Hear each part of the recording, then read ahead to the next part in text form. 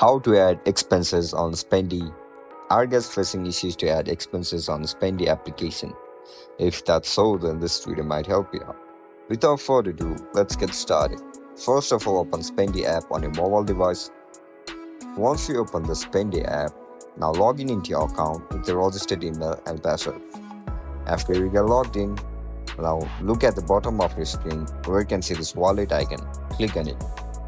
After you click on it, now tap on your wallet name. As soon as you click on it, look at the right bottom of your screen where you can see this plus icon. Tap on it. You can see the option for expenses and income. You are going to add expenses, right? Select the expenses according to your preference. If your expenses is because of foods and drink, click on it. Enter the amount. Once you enter the amount, tap on add transactions. And your expenses will be added. And that's it guys, that's how we're gonna add expenses on Spendee application. If you guys found this video helpful, don't forget to like, share and subscribe to our channel.